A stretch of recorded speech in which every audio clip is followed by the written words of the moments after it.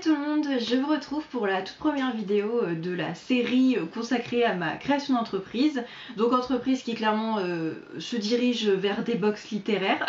Je vous avais laissé fin décembre en vous annonçant que je quittais mon poste en librairie, que j'avais ce projet en tête, et puis c'est vrai que vous n'aviez pas eu de nouvelles depuis, tout simplement parce que ça avance très doucement mais très sûrement.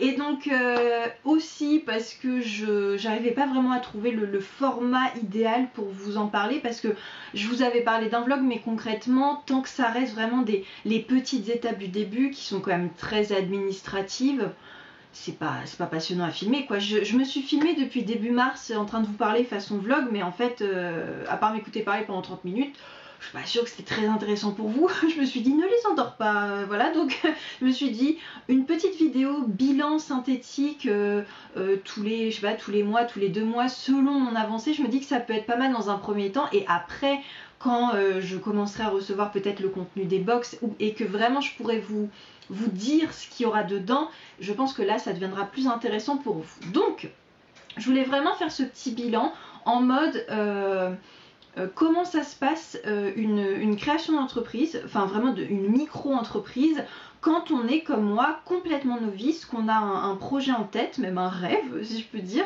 et qu'on n'y connaît rien, et que comment ça se passe. Voilà, c'était plus dans ce sens-là, même pour vous, pour un peu vous rendre compte. Donc je vous avais pas spécialement donné de nouvelles parce que je voulais démarrer ça début février. J'avais arrêté mon poste à la mi-janvier, j'avais 2 semaines de vacances, donc comme je démarrais mon nouveau poste 1er février, je me suis dit je vais tout faire en même temps. Parce que oui, je pense que je vous avais pas précisé fin décembre, mais j'ai pas quitté mon poste pour me lancer directement. J'ai préféré jouer la sécurité financière, donc j'ai pris un autre poste de rédactrice web en télétravail, et pour moi c'était vraiment le bon compromis pour avoir une sécurité financière, mais pour autant avoir le temps à mes yeux à côté de créer mon entreprise, puisque je vous avais dit que je perdais un temps fou sur la route et que je n'en pouvais plus.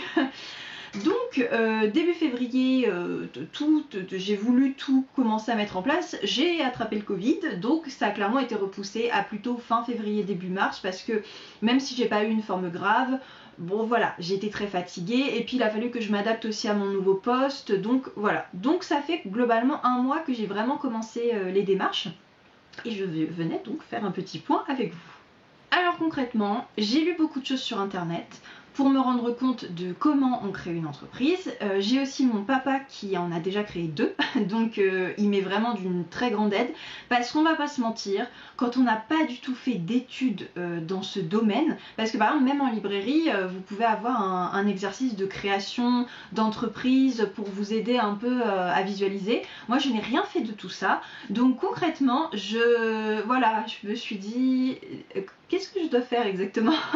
Donc après toutes ces petites recherches, l'aide de mon papa, forcément je suis arrivée à la conclusion qu'il fallait que je fasse un business plan pour pouvoir me rendre compte de la viabilité de mon projet, et au fur et à mesure des différentes étapes, insérer énormément de chiffres qui vont permettre de comprendre si oui ou non c'est viable, et commencer à faire du prévisionnel, quel est l'avenir de l'entreprise, tout ça. Alors bien sûr ça reste une micro-entreprise, hein, on parle pas d'un truc énorme qui va nécessiter des centaines de mètres carrés de local, pas du tout, mais bon quand même. Et la toute première étape de ce business plan, c'est l'étude de marché. Donc il y en a 2 à faire, il y a l'étude quantitative et l'étude qualitative. Quantitative, c'est en gros toutes les statistiques qu'on peut trouver pour se rendre compte qui peut être intéressé par notre projet, combien de personnes ça peut toucher et intéresser. Et à partir de là, on va prendre vraiment un échantillon de ces personnes-là pour faire la qualitative, et on va aller creuser, poser des questions. C'est très souvent les formulaires Google qu'on voit passer, vous voyez. Et il se trouve que moi, je suis toujours bloquée à l'étape 1, voilà.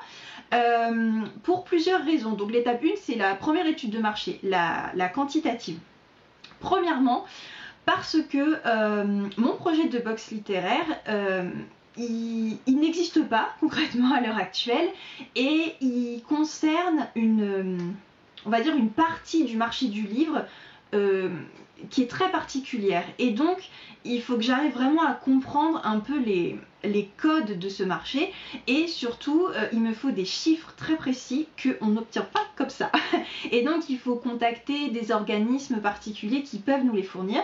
Sauf que c'est très long, voilà, parce que comme c'est des gros organismes, ils ont beaucoup de demandes et toi, ton petit mail, il est noyé dans le truc, quoi, dans le flux de ce qu'ils reçoivent. Donc là, j'en ai contacté un, ils ont mis 1 semaine à me répondre, mais ils m'ont répondu pour me dire contactez plutôt tel organisme. Donc ça fait 1 semaine que j'attends une réponse et on peut pas relancer immédiatement, il faut quand même attendre un petit peu. Donc l'étape d'après c'est appeler parce que si ça va trop lentement. Mais donc voilà, si vous voulez, la première raison c'est que je pars dans un truc particulier pour obtenir vraiment toutes les informations nécessaires, ça me prend du temps, voilà, et c'est un temps qui est indépendant de ma volonté. Donc déjà, ça c'est le premier point. Et le deuxième point, qui là est du coup dépendant de ma volonté, c'est que télétravail ou pas, ça reste quand même des semaines de travail à 35 heures avec des heures sup. Et la vie à côté n'a pas changé. Il faut toujours faire les courses, le ménage, il faut voir des amis, voir sa famille, vous voyez, tout ce genre de choses. Et réussir à mettre une création d'entreprise au milieu de tout ça, et c'est super compliqué. Et je pensais pas que ça le serait à ce point. Voilà, parce que c'est vrai qu'on termine les journées de travail, on est même en télétravail, hein, on est fatigué, on a travaillé toute la journée, on s'est concentré, on a rédigé toute la journée. Ouais, faut aller faire à manger, j'ai pas fait ma machine, enfin voilà. Et les jours passent. Et puis le week-end, ah oui, mais il faut qu'on fasse ci, et puis on doit aller acheter ça, et machin, et truc. Et voilà, et puis il y a 1 mois qui passe et on se dit wow, en fait ça va peut-être être plus compliqué que prévu. Le condensé de ces deux choses, à savoir les temps très longs pour obtenir les informations nécessaires et la vie qui continue de se mener contre notre propre volonté, font que voilà, ça avance vraiment très doucement. Mais comme je vous dis, très doucement mais très sûrement, c'est que voilà, petit à petit, j'obtiens des informations, j'obtiens des chiffres et je peux commencer un petit peu à visualiser. Je pense que clairement, ça va commencer à bien accélérer une fois que j'aurai tous ces chiffres et que je vais pouvoir me plonger sur l'étude de marché qualitative, parce que là, c'est ça qui m'intéresse, c'est d'aller poser des questions, c'est affiner un peu mon projet, parce que clairement, ma box littéraire, évidemment je vous dis pas maintenant ce que je compte mettre dedans, l'idée c'est d'attendre quand ça sera quasi prêt ou en train d'arriver pour que vous puissiez vraiment voir des choses. L'idée c'est, je pense, de vous filmer un petit peu toutes ces étapes là, mais là comme ça, je suis même pas sûre en plus que vous visualisiez bien, donc ça n'aurait pas de, ce serait pas bénéfique quoi. Mais donc du coup, ma box, je sais quel genre de livre je veux mettre dedans. Ça c'est acté, mais qu'est-ce que je mets avec, ça l'est pas du tout, c'est encore flou, et puis le nombre de déclinaisons de box en tant que tel, parce que ce que j'ai en tête peut se décliner à l'infini, voilà. Et j'ai aussi perdu pas mal de temps, je vous avoue, parce que je me suis un peu dispersée, parce que comme ça peut beaucoup se décliner, comment on fait pour réussir à cadrer, on va dire, une première ligne de box et se dire ok, je me concentre sur ça, et après, bien sûr, je commencerai à développer autre chose. Mais dans un premier temps, il faut rester cadré sur une première ligne. J'ai hâte de pouvoir vraiment vous expliquer ce que j'ai en tête, parce que du coup, tout ce que je vous explique là, ça sera tellement plus clair dans votre tête, vous direz ah ok, je visualise ce que tu disais. Mais voilà, donc je vais m'arrêter là, je veux pas faire une vidéo d'1 quart d'heure, c'est pas le but, mais c'était pour vous tenir au courant, parce que je pense que certains d'entre vous peut-être commençaient à se demander ce que je fabriquais, à pas revenir vers vous, pas vous en parler. Ça m'intéresse en tout cas d'avoir un retour de votre part sur le format qui vous intéresse pour que je vous parle un petit peu de tout ça, parce que là en l'occurrence cette vidéo ne vous apporte pas un nombre d'informations wow hallucinantes, mais c'est aussi voilà se rendre compte, créer une entreprise quand on a un travail à côté, c'est pas simple. C'est vrai que tout serait beaucoup plus simple si toutes mes journées étaient consacrées à ça, mais malheureusement ce n'est pas le cas. Donc voilà, mais en tout cas sachez que ça avance. Peut-être que je peux vous tenir un petit peu plus au courant via Instagram, via des posts Instagram également. Enfin voilà, n'hésitez pas à me dire ce qui peut vous intéresser. Et puis je reviens vers vous dès que possible pour vous filmer déjà un petit peu plus de choses. Voilà, et en tout cas j'espère que ce concept vous plaira et que je pourrai vous en parler très très vite. Voilà, sur ce, écoutez, je vous dis à très vite dans une prochaine vidéo. Hasta luego!